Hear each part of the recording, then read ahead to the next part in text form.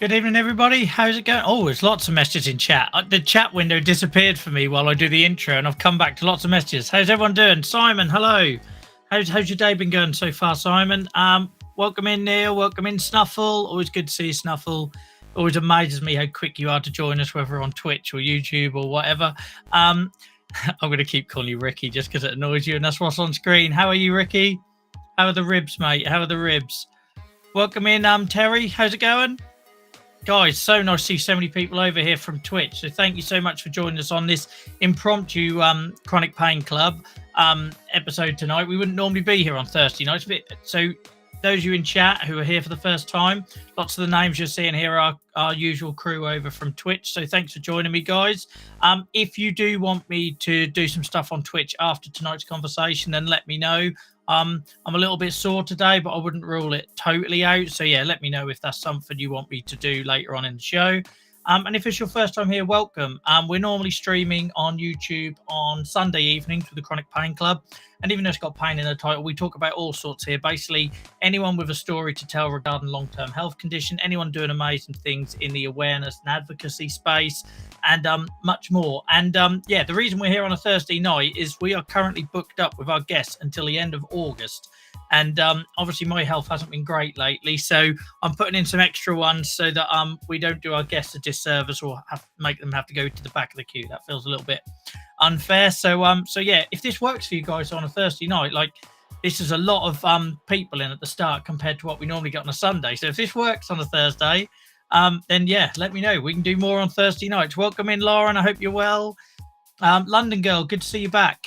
How are things? How are things with your family? It's great to see so many people in, guys. It's almost like I normally stream on a Thursday night, isn't it? So we're still getting established over on YouTube. We've got a really good sort of catalog and everything on our YouTube channel, but we haven't been streaming on YouTube for a while. You know, only recently we started doing that. So to see all you guys coming over from Twitch with names I recognise, I really appreciate it. So if you're here for the first time, guys, basically what the Chronic Pain Club is all about is about creating platforms to elevate other people's stories, their lived experience, to raise awareness, to try and be part of the change, break down some of the stigmas, educate, etc., etc. There's only so many times I can tell my story, so the reason I set this up was for other people to share theirs. And it's not just about the stuff we talk about on the live show. It then also goes on to help with things like our podcast content and everything else. But it's as much about you guys in the audience as it is myself and our guests on any given evening. Please talk amongst yourselves. Please support one another. It's supposed to be a peer support network. The conversations we have here with our guests are supposed to be a conversation starter. We will hide the chat when we're having the interview out of courtesy from our guests, but I will feature the best ones on screen, as those of you who are regular here will know. But yeah, please do, you know, if you've got any things you want to say it as we go along. If you've got anything you want me to ask, feel free to chuck it in there. But otherwise, talk amongst yourselves because, you know, we're here to support each other. It's not just about raising awareness. It's about, you know, being amongst people who just get it. So if that sounds like your sort of thing, say hello in chat. Even if it's the first time, there's lots of lovely people here that are willing to and look forward to sort of welcoming you in. I'm really sorry to hear that, London girl. Really sorry to hear that. I know you had a bit of a rough period. But if you haven't already, guys, join our Discord. I don't know. I keep saying this. I'm sure I haven't got a link. I said this last time, and I'm pretty sure I haven't got a link. But if you go over to whatever platform you're watching this on, if you look at the link section, whether it's YouTube, Facebook, Twitter, whatever, look at my little link tree, scroll down there, you'll see Discord community. All of these people you're seeing here in chat are in that Discord community. We talk about everything from games to what we're going to do on streams to awareness stuff, or today to about Ricky's cracked ribs. So rest easy, Ricky. I promise I'll not try and make you laugh too much tonight, even though it's very tempting. As somebody that's had numerous cracked ribs before, I know exactly how painful that is. So quick recoveries on that one, mate. Yeah, I know it's sore. I hope you've got better stories to tell than I did when I just had guys far bigger than me running into them on a rugby pitch. All right, guys, this was awesome. It's great to see so many people in and talking amongst yourselves, guys. Really appreciate it. Quick note before we bring in our guest, guys. what you're seeing on screen is all of the people from different platforms that are watching us, whether that be Facebook. You can see the little logo next to the names. If you want to carry on the conversation when the chat window goes off screen, because at that point you will only see the chat on the platform you're watching, whether that's Facebook, Twitter, LinkedIn, or YouTube, I would strongly recommend you head over to our YouTube channel where you can see most of these people are talking from, because then you can follow that conversation even when it's not on screen here and talk amongst yourselves, guys. Otherwise, if you're on Facebook, talk to the people on Facebook. If you're on Twitter, etc., talk to the people on Twitter. But if you head over to our YouTube, you will see there that most of these folks that are talking are there, and that will carry on throughout the interview as well. Right, yeah, I think don't go too easy on Ricky. He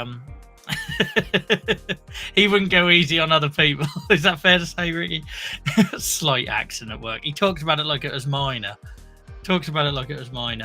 Right, guys, should we get our guest in? I'm conscious that this is an impromptu Thursday night one. I don't want to leave and wait it too long. Let me just clear my throat.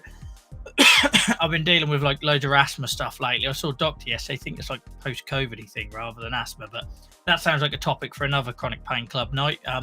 If someone wants to talk about that or join me to talk about post-COVID, then please do. We've not had anyone on the show representing that yet. I'd be really interested to hear. So yeah, drop me a message on social media. Right. Let's bring in our guest, guys. If I just kill the music, I always forget. And I'm going to say goodbye to your lovely combined chat, guys. But please do keep talking on whatever platform you are watching this on. And then we'll pick up at the end. So if you are new here, we'll do a conversation with our guest. And then after that, we'll open the floor to you guys. If anyone's got anything they want to share, talk about, then you can. If you don't, then you don't. And basically, I will stick online for as long as you guys need me to after the interview and after we've said goodbye to our guest. So if you've got anything you want to go through, then yeah, please save it for the end of the show. Cool. Right. Let's bring in our guest, guys. Let's get rid of this. Right, everyone. Welcome back to another impromptu Thursday night offering of the Chronic Pain Club talk show.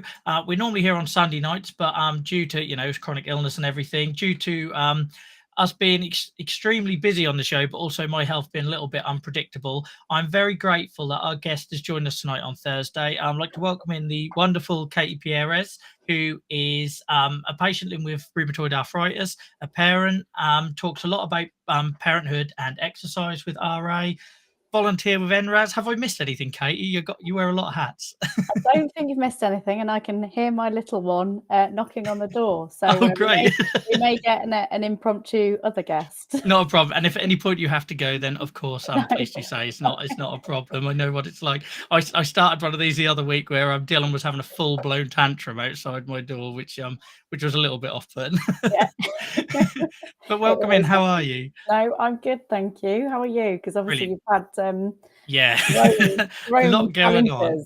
Yeah, a lot going on, and it's felt like a series of chapters. As soon as I sort of address one issue, another issue pops up. But you know what that balance and act can be like. Yeah, but yeah, thank you so much for joining us on a Thursday. I really do appreciate it. Because I feel like you're one of the people we had on the show that I feel like I know personally the most, but I don't think we've ever actually had a one-on-one conversation, which feels weird after the last few years, doesn't it? Yeah, no, and that's the beauty of social media and all the different platforms that we can now engage with people on. Yeah, so for anyone that doesn't know you as well as I feel like I do you want to just give a little introduction about yourself, and then we'll get into your sort of diagnosis journey? Yeah, so I'm Katy. I've suffered with rheumatoid arthritis for just about 12 years. Yeah, so it's 2011. So I was 28 when I was diagnosed. I'm a mother, work full time, and try as much as possible to participate in sort of exercise and sort of sports. So I've recently completed the Brighton Marathon. I'll say completed, not raced. And I regularly play netball and sort of try to keep as fit as possible to kind of, help the overall health. That gives me a lot of hope, and you don't take anything away from that achievement to do the marathon, because as somebody that used to enjoy running a lot, and I'm now sort of like in that horrible place where I feel like that might be gone for good, I'm going to be very much listen intently to what you have to say in the hope that I can try and recapture that. So yeah, good on you for that. Yeah, so you mentioned your RA diagnosis. Do you want to tell us a little bit about that? Like maybe how it onset, or how what was that path? We get a very familiar theme on here about that, the length of time between onset and diagnosis. Was that a familiar story for you? It is. So it didn't take me as long as many people I've heard. But I'd say my onset was quite sort of gradual. So I don't think I sort of realized how bad things were getting. So I guess it started in my feet and hands. So quite classic RA symptoms. But it was I was kind of just stiff and suffered with pain just in the morning. So generally by sort of 11 a.m., I was generally sort of fine, which I know is a word we don't like using too much. But and what I found was I was really struggling. So I was sort of working. I'd actually just moved in with my partner at the time. He's now my husband.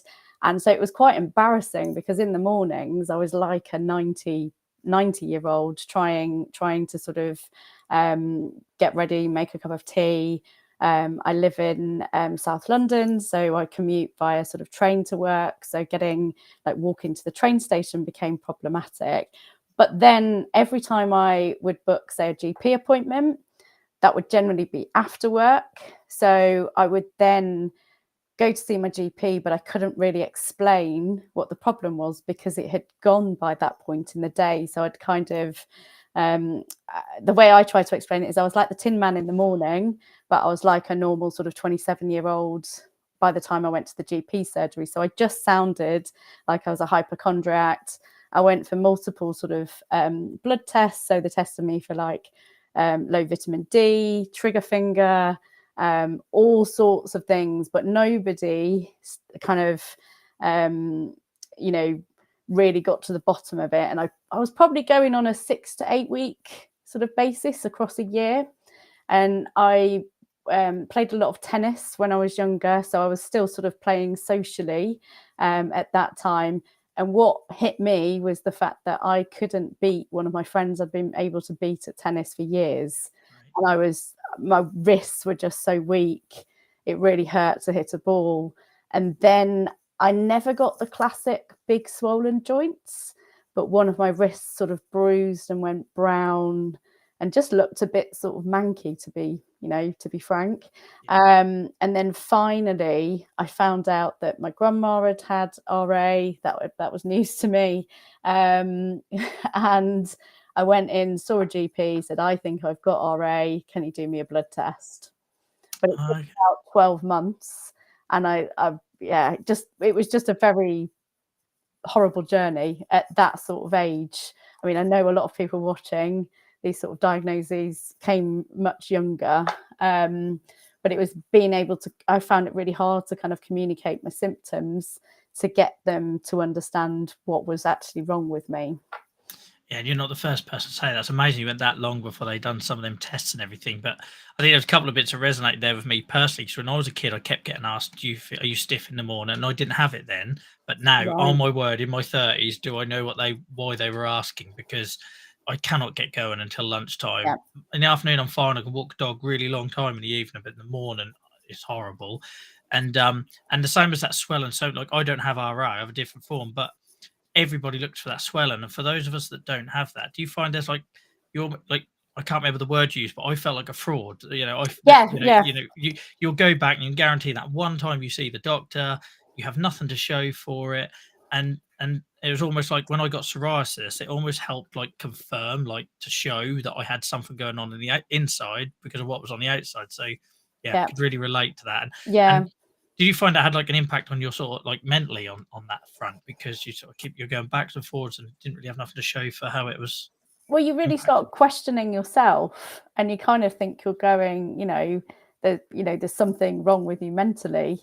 But it's sort of family and friends that were useful because my husband was sort of saying, no, you've got to go and get this sorted out. This isn't, there's something wrong.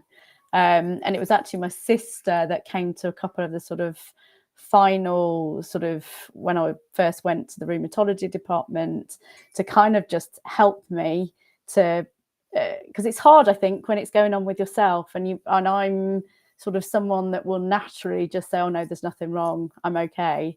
but it was really helpful for somebody else to kind of go along and sort of talk on my behalf in a way, to sort of explain exactly what they're seeing the differences are. Because you sometimes as well, I don't think you realize it in yourself because it's so gradual. And I went on a big sort of thing that really flagged there was a definite problem. I went on a really brilliant holiday. One of my friends was getting married in Australia, so we went to Perth. But the heat just that is when I did have swelling. Like I had sausage fingers for pretty much the whole time I was there. And I just, that holiday, it was meant to be like this really exciting time, and it was, but then it was also horrible at the same time. So it, you know, it's got a funny memory in my mind. Yeah, and the thing is, it's weird because you'll have them things that trigger. I know I do anyway. Like you'll then associate like those sort of memories, don't you, with other things. So like for me, I've got a flare in my hip at the moment, so that harps back to my first ever flare in my hip. And I'm guessing like with you and the heat thing, you hold on to that, don't you? And Yes. you associate it with it, and it affects your sort of planning and everything. And it makes you a little bit fearful of sort of certain sort of situations, holidays. I love the sun, but I wouldn't really want to go anywhere super hot again because I kind of know how, you know, that could affect me. Yeah, and there is a big difference between sun and heat. Like I always say to people, like my arthritis, my skin, everything loves the sun, but that out and out heat causes its own issues, doesn't it? Yeah. So okay, so you went through that period, and then how did that next stage look like for you in terms of finding what worked for it to get managed? Was there a bit of a gap between it getting managed, or what you would consider managed? I know everyone's got a different view of what that controlled arthritis looks like, but or is that still an ongoing process? So I think it kind of got managed relatively quickly. But actually, when I look back and then realize how it was then managed maybe 5 years later, it maybe wasn't managed as well as I thought it was at the time. So I think I had the kind of stereotypical sort of methotrexate, hydroxychloroquine, sulfasalazine. And I'd say methotrexate worked quite quickly. So within 4 months, I did see quite a big improvement. And I was able to kind of start doing things again that I wanted to do. But then obviously there's also sort of the effects of being kind of like inactive for a certain amount of time, putting on weight, things like that, all kind of just builds kind of challenges, whether it's mentally, physically, everything like that. So I'd say sort of 4 months, it was relatively well managed, but there was still a lot of pain. There's a lot of things I still couldn't do. And probably within a year, I'd managed to get the sort of doses right of those 3 drugs that I was taking at that point. And you made a really good point in there about like how it can feel like a mountain because people focus on the pain or they focus on the treatment, but it's all the stuff, the baggage that comes with that. It's like as somebody that puts on a lot of weight when I flare because I'm so used to being really sporty, it's really difficult then, isn't it? Because it's like, okay, the medicine might be working and your pain might be low, but you're still facing these massive barriers, whether that's like repairing social life or getting fit again. Like, do you find that a challenge? Yeah, because I think that impacts you just as much as the disease, because you kind of need to feel confident to then do certain things, I think. So it's and this is something I've always had a slight issue with, is the fact that when you're diagnosed, and I get like there's time involved in those appointments, but everything's so focused on getting your disease score down, it's not always focused on what do you want. Like there's no kind of goal setting. I know there's lots of talks about this in pathways and things that should be happening, but in the reality of it, it's not happening. And it always, you know, because I always have a bit of a, if I had those conversations earlier on, what could I be doing now?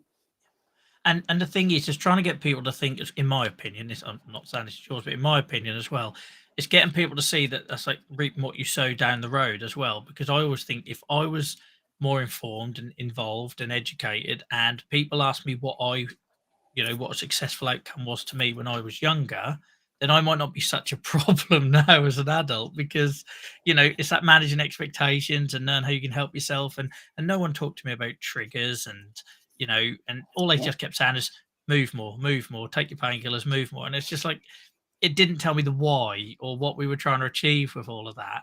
And in an age where we're getting to see our doctors less and less, it I don't know. I'm really worried about what that looks like, because you and I had those experiences, say, 10 years ago. Yeah. Whatever it must be like for new patients today.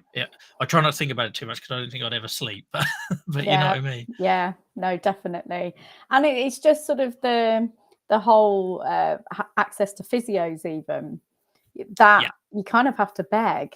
Yes, and now you've got these roles like well, they have where I am anyway, where they'll have like a triage in your GP. It feels like you have to go through so many hoops to get to the specialist physiotherapy that used to be just like a given 10, 15 Yeah. years ago, didn't it? You'd get your treatment plan and you'd get your physio, and they kind of went hand in hand. Now it just feels so disparate and you know not joined up. That's just, yeah, Yeah. it's Yeah. frustrating. And the things that you experience throughout your kind of journey, you've always got something different that comes into play. Yeah.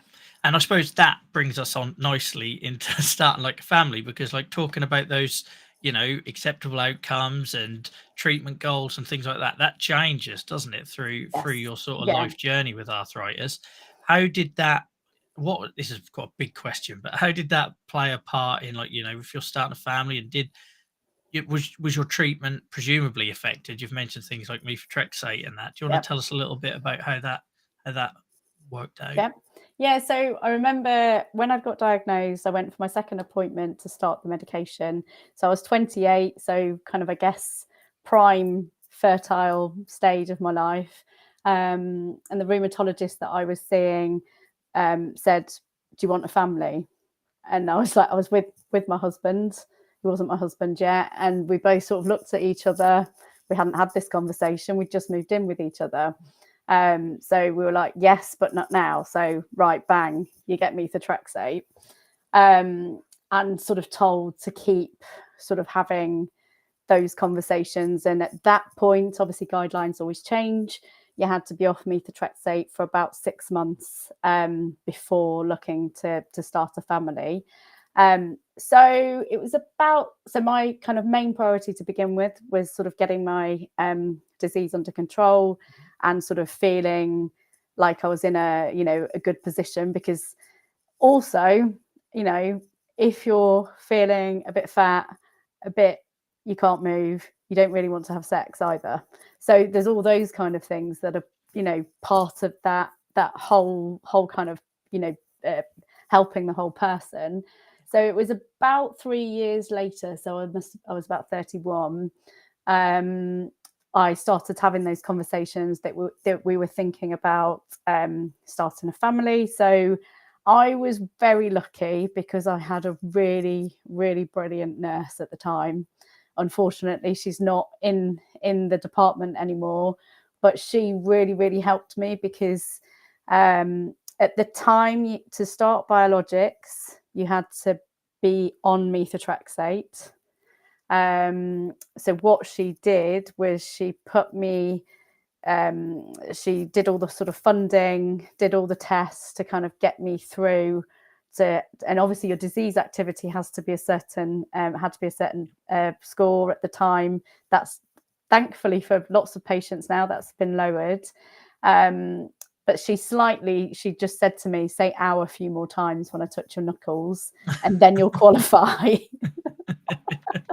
I know, I can relate to that as somebody who had to get that 3 or more active areas, and I didn't have inflamed joints. And it depends on the day, doesn't it? yeah, So, totally does. it's so silly It is, because and when they do X-rays, which only show like damage rather than active, and I convinced them to send me for like an ultrasound, and I was crying when the guy says, "Oh, your hands look all right," and I cried. He asked me why I was crying, and I said, "Because I desperately need you to find something, because I'm in so much pain." And he found it in 2 places, hadn't found it in the third. and he told me he'd only found it in the 2, and then it magically all went through. So I don't know what happened there, but something, Yeah. and Yeah. sometimes you need that person advocating for you who can see Yes. that you're in real difficulty, but you just don't tick all the boxes, do you? Yeah. Yeah. And so she got me onto my first biologic, and that biologic at the time, you could be pregnant up until sort of 32 weeks on it or Okay. something. And but actually there's a story before that. I was doing something for NRAS, and I was talking about all my problems, and my consultant at the time had actually been saying I couldn't be on a biologic. Or this might have been later. Timeline's gone a bit Yeah, fuzzy in I the know how head. that feels. And luckily, one of their like chief medical officers wrote a letter to my rheumatology team saying, actually, if you look at the research, this is what a patient is allowed in this situation.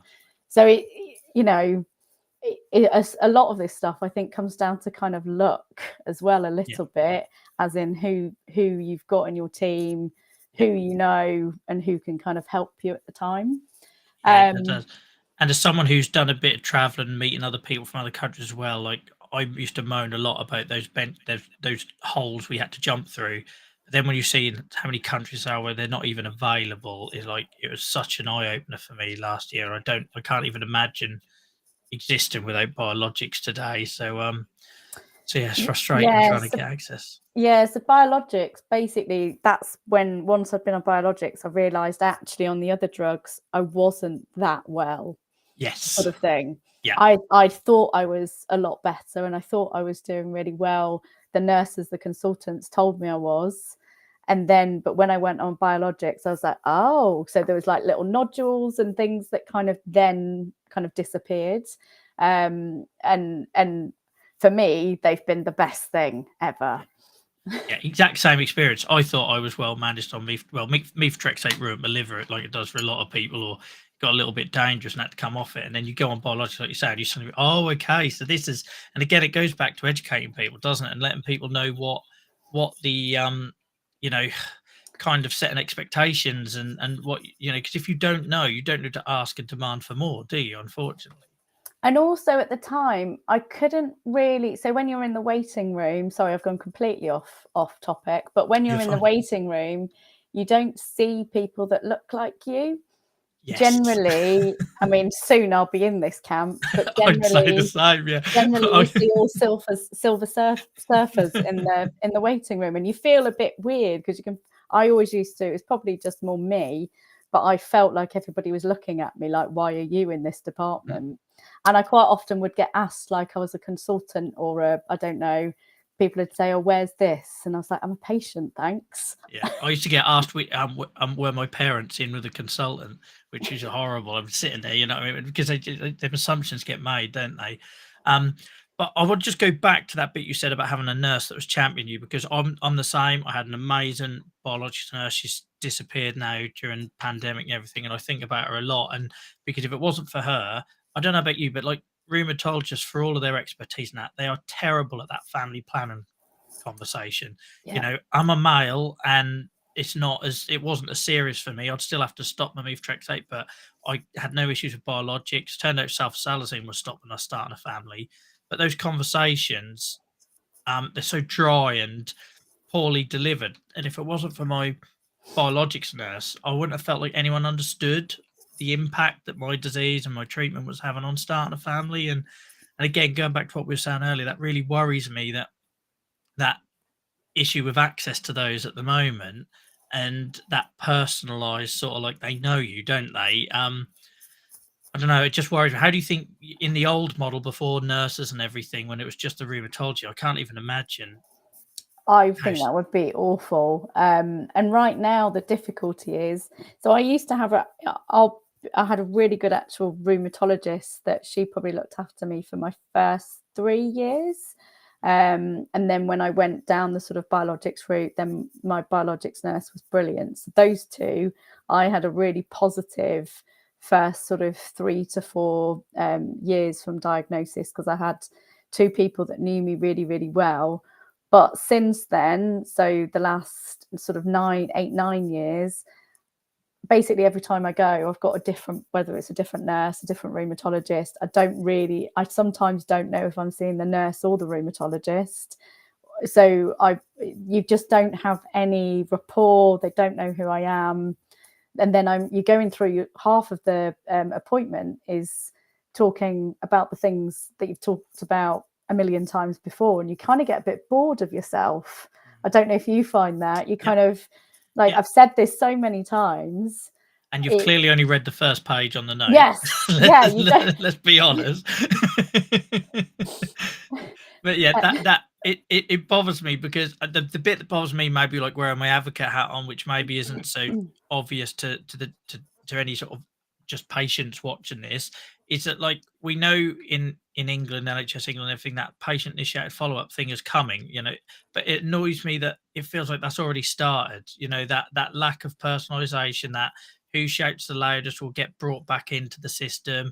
We shouldn't be moving away from that regular appointment, regular checkup, designated biologic nurse model yet.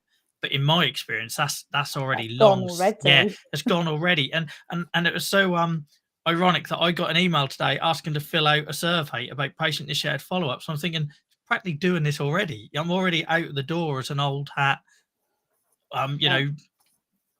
treated and diagnosed arthritis patient. And sometimes really you don't know yourself, maybe, if you're having issues. And I'll hold my hand up. I'm not very good at remembering to go for my blood tests. So if I'm not going for blood tests and I'm not getting follow-ups, then they don't know how I'm doing. No. And mine's a perfect example of that, in that, I was recently neutropenic and my last blood test was in January, but I'd gone to the doctors 3 or 4 times for antibiotics, for infections, and nobody thought to do a blood test earlier. And it's that sort of stuff that just really bothers. I know I'm going way off topic here, Katie. No, it's fine, because I always like to think about Doris, that lives in the village, that just doesn't think about this. Sorry if anybody's called Doris watching, who just doesn't think about any of this stuff, and isn't educated. It shouldn't be down to us. And the trouble is, we haven't addressed the educating the patient issue now. So how we're ready to go down a patient initiated follow-up pathway when patients don't know when to ask for help. And also, there's some like me, I'm a hypocrite when I talk about my advocacy, because I'm terrible for asking for help. The amount of people that will be on my Twitter feed or whatever telling me, oh, Joel, you got to ring this person, you got to do that. And I'll tell other people to do it, but I haven't always got the energy or the fight in me to do it myself, or I worry about bothering people when there's worse off and this sort of thing. So I think, if we haven't got the educated, informed patient bit sorted yet, why we're just leaving people out? Anyway, we've gone way off subject, Katie, but it's nice to know somebody else. I could rant about this sort of thing all day. So because, like I say, you're jumping from one thing to another, you need to do the work in the middle first. That's my takeaway. But it's nice to know you had that biologic nurse experience. And again, it goes back to the earlier point that we said, where if you're a new patient tomorrow, it just bothers me, and I'd like to do more about that, and I don't know how. So if anyone's watching this who knows how I could help make more noise about that, then please get involved. So if we fast forward a little bit, so I'm assuming everything went well with starting a family and your little one and everything, and then how did you adjust to that period? Did it cause more problems for your arthritis? How was your disease during them early years? So not brilliant, because at the time I had to come off biologics. I was really, really lucky that, I know many people will experience this, but not everybody, that pregnancy, my RA kind of went away. But whether it was the pregnancy, whether it was the fact I was on biologics for the most of my pregnancy, I don't know. But 32 weeks pregnant, had to come off biologics. I took sulfasalazine, I think, all the way through from memory. But then what you find is it comes back with a vengeance. But mine was actually similar to when it first sort of came on, because it was kind of quite a gradual sort of onset of, I suffer predominantly in my sort of hands, wrists, ankles and feet. But the issue you've got with being a new parent is all the equipment is not friendly to really painful wrists or You know, everything's like heavy. We tried to combat that by looking at kind of light prams, but I don't think there's really a light pram. If I was going to have a baby now, I'd probably buy a yo-yo. So that, you know, it's just having that understanding of what equipment is there. I was thankful actually that I breastfed for quite a long time, because that really sort of helped. Some people will struggle with some of the positions, but you're not having to faff with sort of bottles. So it's, you know, working out whatever works best for you, essentially. But no, it was horrible. And I knew, I'd done a bit of research, and I knew there was a biologic that you can take throughout pregnancy, throughout breastfeeding. So because I was breastfeeding, I couldn't go back onto my biologic. We'd made a plan that I'd only breastfeed for 6 months, so I could go back on it. But my son had very different ideas about that and didn't like a bottle. So I did a bit of research. I sort of advocated for myself, got an appointment with the head rheumatologist at my hospital. He was horrible. And he just said, well, why should we bother? You're just going to have another baby. And I was like, well, this, and, you know, you're quite, you know, my son was about 9 months. You're quite hormonal. Yeah. You know, you're still you're not on no sleeping. sleep, on no sleep, not in a good place in any capacity. Joints hurt, can't pick up anything. Like, go and see somebody who you think might have a solution, because you've done a bit of your own research. And he just said, nah, you can't, not going to do that for you. So you're triggering a lot of my little bugbears, Katie, that I've experienced. so I'd been going and having like a load of steroid injections. Like, I was constantly going for a steroid injection because everything was just not happy. And it's like, why am I, like, you should have given me this drug in the first place, in my opinion. But it's obviously not a drug that, you know, your department sign up to, or, you know, you've probably not got a great, you know, you might not go to golf with your pharmaceutical company selling it. I don't know. I'm digressing. But eventually, I don't know what I did. So people would probably want to know what I did, but I can't remember. I think I just kept on calling, emailing, and being quite annoying until they gave me that biologic. So persistence was definitely key. And a lot of post-pregnant female tired hormones, and just cried at this 60-year-old man until he'd give me the medication that I wanted. But I know a lot of people would go, they'd be told no, and then they'd just go home and be in loads and loads of pain. So it just, I found it this is actually the most frustrated I was ever in the whole time, because they were just saying, well, tell your son not to breastfeed. And I was like, well. And it goes back to that being that unrelatable thing again, doesn't it? You talked about the waiting room, and then you got a 60-year-old man trying to, you know, give you terrible parental advice, and yes, you really, you want solutions, not just things that are going to just cause you more heartache. So yeah, that's just horrendous. I'm sorry you had that. But... No, I'm sorry you had that experience. You're just fueling me now. So you just get campaigning. So that's something I would like to see. So really, when a female and men, if you're in an age range where you might want to have children, I think from the off, where it's possible, they should be putting you onto sort of medications. That means your medication's not going to be interrupted, because there's new things, new research coming out all the time. So things change sort of rapidly. So I don't think there's any reason for people to suffer. No, and also it's like, it bothers me when people get given methotrexate or whatever, because there's also such a big stigma around that, and you only have to spend 10 minutes on Instagram to see people just want to race to biologics because of they don't understand. Like, people like me and you, methotrexate worked really well, and it worked really well for me for a lot of years. It didn't end great, but there's also downsides to biologics and everything else. And I think the trouble is when you're given people something strong like this, and then you're also in the same breath saying about don't start a family or don't do this. I don't know. It's just, you could package that so much better than I feel that they do, and it doesn't help themselves. And then if people don't understand the risks, don't understand what you're trying to achieve with the drug, then of course they're not going to stick with it, and they're going to try and jump forward to other Yeah. options. And yeah. Yeah, and it's like, sorry, something else. As soon as I was diagnosed, I was put straight on the pill. Yeah. And it doesn't agree with me. The hormones have never, I have to use other forms of contraception. And that again, I was just told, if you're going on methotrexate, you have to go on contraception. And there was no discussion. And because I guess you're kind of in that, I think as patients, especially when you're newly diagnosed, you feel like you're on the back foot. So you will do kind of what you're told if you've got my sort of personality.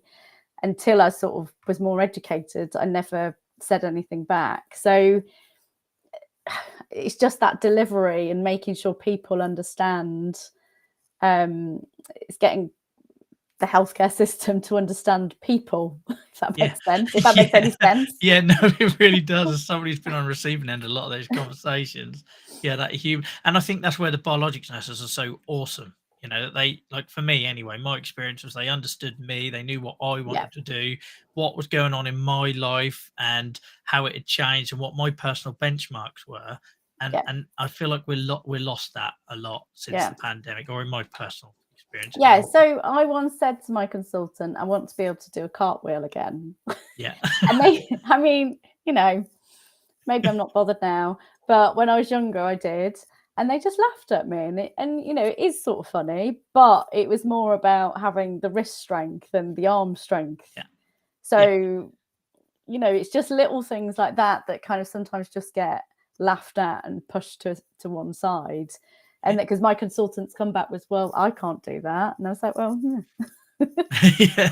And there's also the other side of it. Like I went for a phase where the doctor would always say to me, like, the opening gambit would always be, how's the rugby going, or how's the hockey going? And I hadn't been able to do it for ages, and I was heartbroken about it.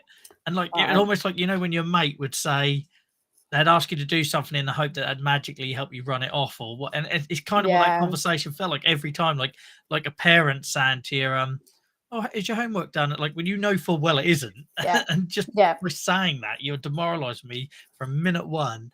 And that we need to find a way of building them bridges where people understand their patient more than what the test results say, or more than what the treatment says. Oh, Katy, you've triggered me on so many. You've triggered me on so many things tonight. I feel like I'm going to sort of come off here and ring you up, and we're going to start a campaign on something to fix some of this. But I'm conscious of your time. So if we just fast forward a little bit in that, how did you? So those early years with kids is tough and everything. You've talked about how exercise has helped you and keep moving, and you obviously were really sporty before the arthritis and everything. How have you balanced that? Because I know it's something I've failed at numerous times on and off. How have you balanced living with a condition like arthritis, parenting, and just having the energy and time to do it all? I think it's really, really tricky. And I have to say, there's one good thing that's come out of COVID is I know not everybody can, but being able to work from home a lot more than previously has kind of given me an extra 2 hours a day, essentially. So I'd normally commute an hour in the morning, an hour in the evening. So that's where I think that's given me back a little bit of time, which is when I will try and do things for myself. So I jog, and I play for a local netball team, play quite badly for a local netball team, but still play for a local netball team, just for more the sort of social aspect. So I'm quite a sort of sociable, outgoing person. So I do, I quite like that sort of element of sport. But I think one of the things is I've always been sporty. So it's not like I suddenly decided to become sporty once I was diagnosed. I'd already been doing lots of different things. And it's sort of, the diagnosis made me more determined. So I'm not sure I'd still be doing as much sport if I didn't have the diagnosis. Because I think obviously life can get in, like work, kids, family, lots of things can kind of get in the way of your kind of time in that side. But I think because part of my body isn't that healthy, I want to try and kind of combat that as much as possible. Don't know if that really answers the question, but no, I was gonna say, like, as somebody that's sort of like, you talked about, almost being more motivated, or with your condition you're sort of more determined. As somebody who's had their fair share of setbacks, where, like, I tend to be a bit boom and bust. When I'm really well controlled, I'll do ridiculous sports I probably Yep. shouldn't be doing, and then I suffer and get really depressed and mentally affected when I can't, and I lose that social circle element. How do you keep pushing through that? I need to know that personally, because I've failed numerous times. But how do you sort of sustain that motivation when you have all the setbacks that our disease can present? Yeah, so I've definitely done the sort of boom and bust thing. So as an example, I entered the London Marathon so I did the London Marathon the year after I was diagnosed, and I was in the opening ceremony for the Olympics. Like, that Okay. was just stupid. But so I spent a lot of days crying, either running crying or at some stupid rehearsal crying, because I felt horrendous. So I think it's been a lot of trial and error in terms of doing too much. So it's really hard because it's so personal to each person. Yeah. You've got to sort of work it out. So I think you have got to make the mistakes of the boom and bust stuff to then figure out what works for you. So I have to make sure I have rest days where I pretty much do nothing, to sort of counterbalance. It's obviously like there's the spoon theory, and I think about it across a week rather than a day. Yeah. So it's just building in that time. I think I'm very lucky because I've got a very good husband who picks up a lot of like the childcare runs and all the different things as well. So it's just finding that balance and hopefully having that kind of support network around you that can just help when needed. I think that support network is crucial, and we talk a lot about on here about how that can take many forms. I think when you say support network, people often think, well, just like immediately those around you in the house, but that could be anything, and that's one of the reasons why we create the peer support spaces we do, for people that maybe need that extra from people that maybe don't understand who are around them. Yeah. But yeah, I think they're really good points there. Another way someone explained it to me is that sort of like flattening the curve, because we're like with boom and bust, you Yeah. feel good, so you can go and get a load of stuff done today, but that feeling good will only last for a day. Or you can sort of dilute those activities and maybe make that good period last 3 or 4 days. Yeah. And I try and I still fail at it occasionally, but I try and remind myself. But and I suppose you adapted as well, didn't you? Like, if your hands and wrists, feet are affected, then Yeah. maybe netball is a bit easier than tennis. So I can't play tennis anymore. It's too painful. So that decision was made for me. I battled attempting to play for a good 2 or 3 years, and also I used to do a lot of dancing, but again, you don't wear supportive shoes. So I did a lot of sort of jazz type stuff. So it'd be mainly kind of barefoot, and the amount of times my feet would just be crunching, and like, age, I probably wouldn't have been dancing anyway because of age, but you just have to adapt and find the activities that work for you, essentially.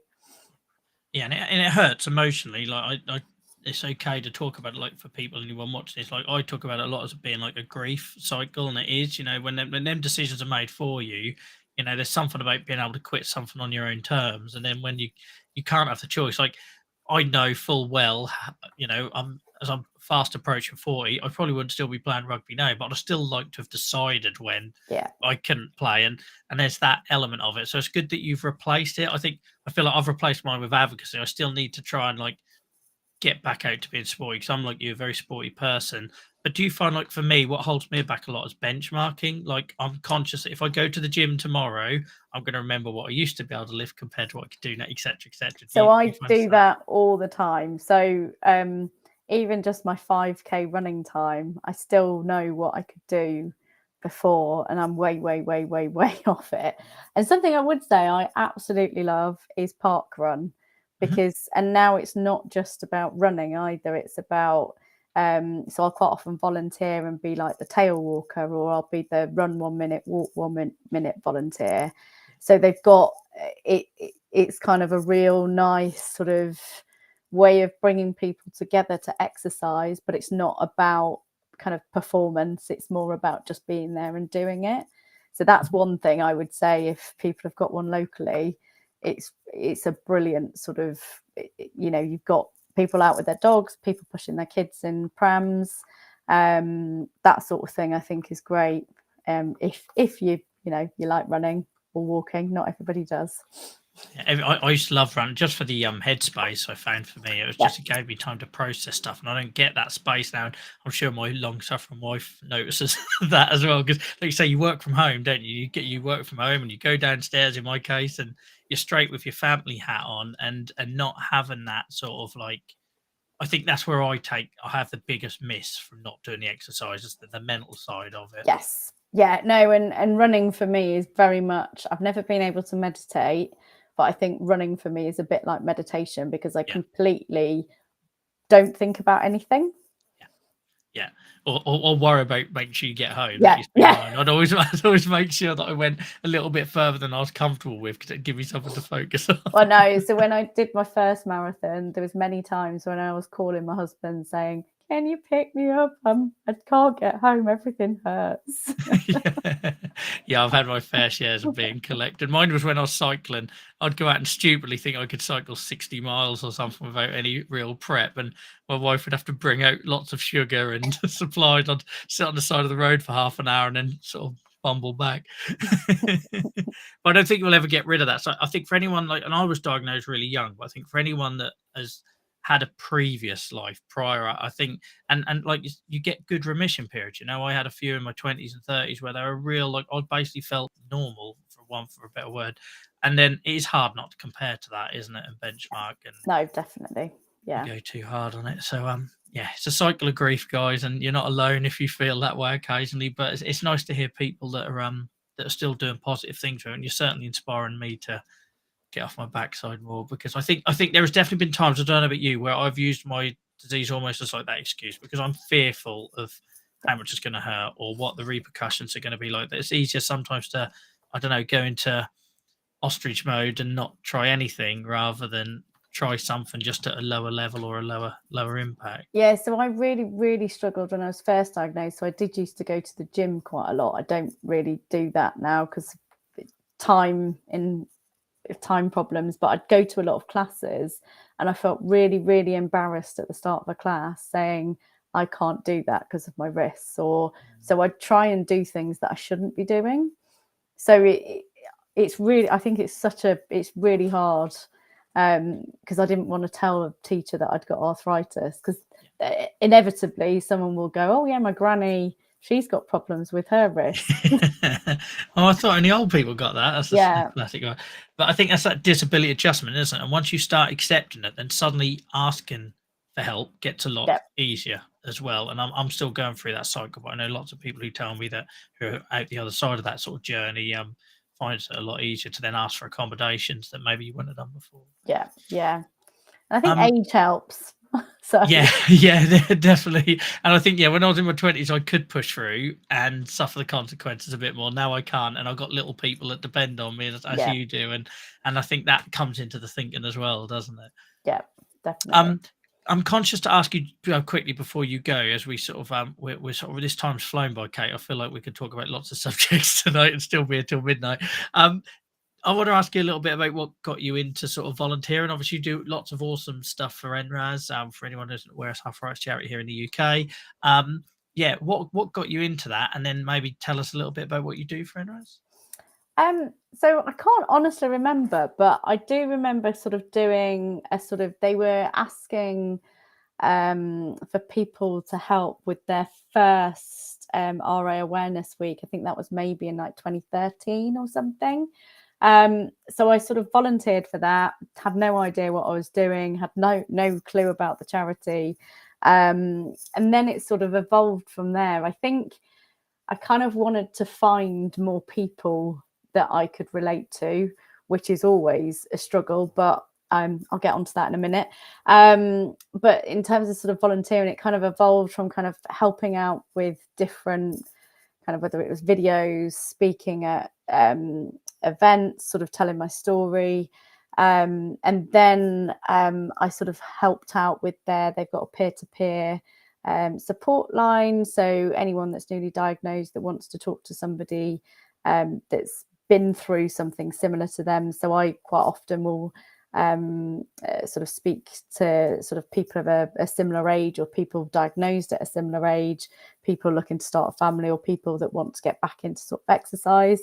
So I do those sort of on and off. And then I volunteered. They were setting up a face-to-face support group. So I live sort of South London. So the closest one is Croydon. So I became one of their group leaders for the Croydon area. So anyone in the Croydon area, big potential, come along to some of the meetings. We have kind of like different people speaking, very haphazardly happen now because I'm the only volunteer running it. And then in lockdown, I tried to transfer those meetings to sort of Zoom, but the general audience that attend didn't really like sort of digital interaction. So then I worked with NRAS to set up. We've set up the Join Together digital groups.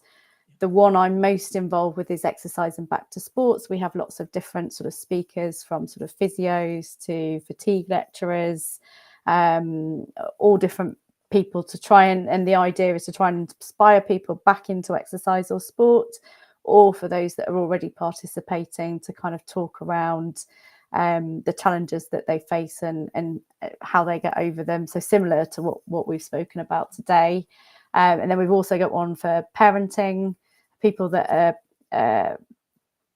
have inflammatory arthritis and are a parent, and equally for parents of children with JIA and sort of similar conditions. And then there's also one for people working.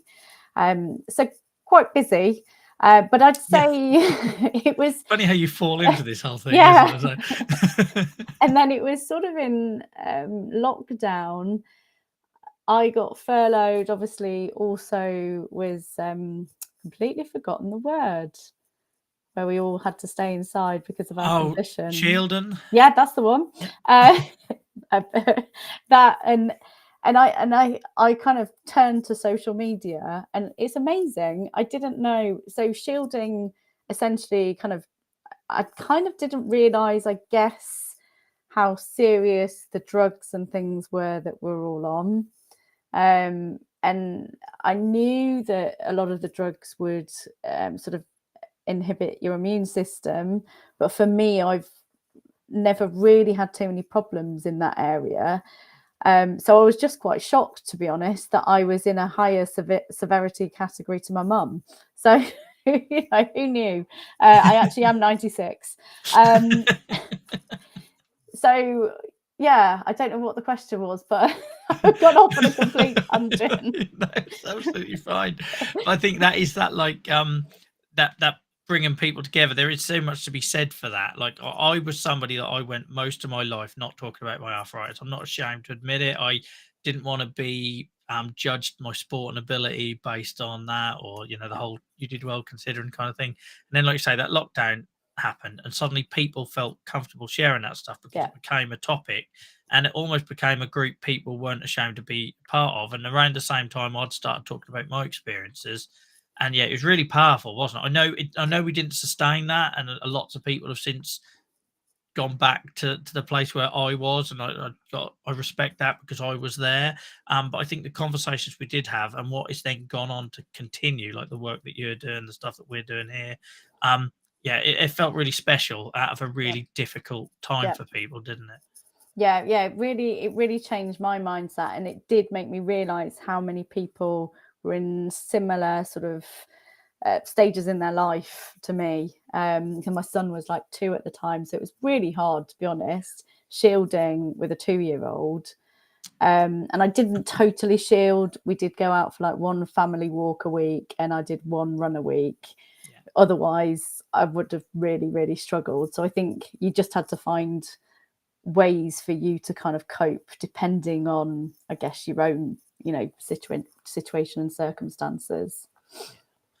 No, so is there anything you want, because you obviously do the exercise activity, where can people find that if they've listened to you tonight and felt inspired and motivated? Where can people find that or more information on that? So if you go to the NRAS website and look up their Join Together groups, you'll find the email address. So actually the easiest way is I am jointogether@nras.org.uk. And then I can direct people if they wanted to attend any of those groups. And the Exercise and Back to Sport group, we've got our next meeting on Zoom on the 18th of May. So if anyone's interested, just email me and I can send a registration link. And we're having a talk from a gentleman at Key Active, which is basically like a bit of a sort of exercise social prescribing organisation. So that should be quite interesting, because I keep hearing a lot about social prescribing, but I don't really know what it is. I didn't discover it until 2 years ago, and it's absolutely blown my mind and changed massive. Yeah, so I'm really intrigued by it. So actually, if you have any talks on here around it, I'd love. I haven't been able to get anyone on to come and share their only my personal, but like when I didn't realize there was things like employment support and getting active and all these sort of things, and mine will come up from Shieldon. I didn't realize these people were available that could get you access to stuff and it's basically thinking outside that treatment bubble. That's so I the think thing. We're also medicated. Yeah. Hot topic at the minute. Yeah. But it's kind of like there's other methods of medication, but they don't come through all the time. Yeah, it's like you say, that well-being, mental health support, the talking therapies, the employment services, the financial services. It's amazing. And I found pain management. Therapies is brilliant. We've had them talk at our Croydon group loads. So they're always they're my go-to when I can't find anybody. That's it. And I've self-referred for CBT 3 summers in a row since the pandemic, and that is purely because every summer I see a load of Facebook pictures of my mates getting back together for pre-season. It properly rocks me, and now I know it's going to come. I actually prepare for it, but I would have had no idea how to access any of that if it wasn't for social prescribing. So again, anyone watching this that wants to come on who's got experience of delivering those sort of services, that'd be awesome, because there's so many people here in the UK that don't know any of those services exist, and they're an absolute gold mine for helping people outside the box. I think that's probably the holistic sort of approach. Right, I feel like we should wrap this up, Katie, because we tried to do these. Notice the time. No, you're fine. I'm worried more about you. You're the guest here, but like I always say, these conversations should be like a coffee shop discussion, and I've never felt one more so than tonight. Like I feel like we could have just gone off on 101 tangents. We clearly got lots of similar experiences and views and everything. So I will put anyone who's watching this back or listening to this back, I'll put any links to what Katie's mentioned tonight in the show notes. Do you want to just give a quick mention where people can find you on social media, Katie? Very good point. So I'm at joint.adventure on not LinkedIn, on Instagram. There you go. I am 96. And on Twitter, I'm very simple, Katy Pieris, and LinkedIn, pretty much the same. Someone has actually said in chat, Katie is actually Doris. I know, I saw that. Oh, you did say that. I started chuckling to myself. I'm actually talking about myself when I talk about Doris. I say I do worry when we talk about our arthritis experiences, because I am very quickly becoming that sort of middle-aged person I didn't relate to. So I have to remember that in my messaging as well. Thank you so much for sharing your experience tonight, Katie. More importantly, thank you so much for coming in on a different evening after my sort of absence delayed the talk. Really do appreciate it. And like I say, I've never felt like I've known someone more without actually speaking to them. So if that doesn't tell you about the magic of what happened over that pandemic period on social media, nothing will, I think. So thank you for joining me. It's great to get to know you properly. No, thank you very much. No, brilliant. All right, enjoy the rest of your evening, Katie, and thank you for joining us. Bye-bye. Thank you. Bye. Guys, thank you. Thank you for all the lovely comments in chat. That was I hope people enjoyed that. We went off topic several times, my fault probably, but I found that all very interesting and worthwhile. If anything that was covered there, we mentioned social prescribing, we mentioned family planning, we mentioned biologics nurses, we mentioned patient-initiated follow-ups, which is a real hot topic for me at the minute. I can see the value in them, but I do worry, given the state we're in the NHS in England at the moment, whether now is the time to be trying to do that. Anyone wants to talk about that, either as the audience member, you want to hear it, or you're watching this and you feel like you have some expertise to offer on that, where you can come in and add something, then please do get in touch. Like I say, the show is now booked up on Sunday nights until the end of August. However, if that demand carries on and we still have more people wanting to share their expertise and experiences, potentially we could do Thursday nights as well. Like, I feel like I'm setting myself up for a lot more work here, but if that's something you guys like to see. Also, this is by far the most comments we've had on a chronic pain club since we moved over to YouTube, and I'm well aware a lot of you guys come over from Twitch, because normally tonight I would be streaming over on Twitch. If that is something you'd like to get involved more, or you've enjoyed talking to the good people here in chat tonight, then please do find us over on Twitch. That's twitch.tv/Joel versus Arthritis, where I would normally be streaming every Monday, Thursday, and occasionally Friday, health permitting. We're currently streaming Minecraft. We've got our own custom-built Minecraft server, which we use as a form of escapism and just to build community around. There's also talk earlier about Discord. I popped a link in chat for anyone that'd be interested in that. But yeah, that's hopefully you enjoyed that tonight, guys. I will be back again on Sunday, because I'm just a glutton for punishment. I will be back again on YouTube, Facebook, LinkedIn, and Twitter live for a Chronic Pain Club episode on the regular slot. And I'm going to be joined by the awesome Amanda Green, a special episode for lupus. I think it's Lupus Awareness Month, not day, Lupus Awareness Month. Lady from Los Angeles, who will be joining us to talk about her experience with lupus and the work she's doing around lupus awareness. So that'll be here on Sunday evening on whatever channel you're currently watching from 7 o'clock. And unless anyone else got anything to share, anyone's got anything else to say, any more questions for me, then yeah, I'll give you a minute or two to drop stuff in chat. If not, we will wrap up here, because I say what we normally do on the Chronic Pain Club, I will stay online for as long as you guys have stuff to talk about. If you just enjoyed the interview and we leave it at the interview, then that's absolutely fine. I won't take offense. I turn up. How you guys use the space is up to you, ultimately. It's the same with the Minecraft platform and all the other stuff we tried to do under the whole Joel versus Arthritis. I hardly use that term anymore now, but offering. But yeah, thanks for dropping in, guys. Great to see so many of you. Ricky, I hope you feel better soon, mate, and don't be so blasé about such a major injury. Please take some time off to recover. Life's too short, mate, to run yourself into the ground with work. Thank you for all the Twitch regulars for dropping in tonight. Punky, Sai, Snuffle, awesome to see you. Great to see you back, London girl. Please head over to our Discord and chat to these good people during the week. You might find it beneficial. And anyone else that's watching this, if you're watching on our Facebook now, obviously we've got the Chronic Pain Club Facebook group, which has grown massively, like 25, 30 new members a week at the minute. But the Discord is like a really special kind of private place where lots more go on beyond like the peer support chat. It's more of a community, whereas Chronic Pain Club Facebook group, you'll get lots of people just, shouting into the void, wanting people to listen who get it.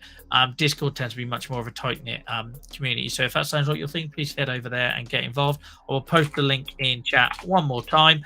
And yeah, I think for an impromptu Thursday night, that was a bloody good show. So I hope everyone enjoyed it, guys. Enjoy the rest of the evening with whatever you're doing. If you're over on Minecraft on our Twitch community, then I might be joining you over there shortly. I don't think I'll be streaming though, guys, but I will. I might jump in the game, and I will see you all. Well, so I say soon. I don't know if you're up for a Friday night. We can do a Friday night stream, social stream. We can do something like that if you want. But yeah, let us know, guys. Let us know in chat or wherever, and I will speak to you soon. Bye bye.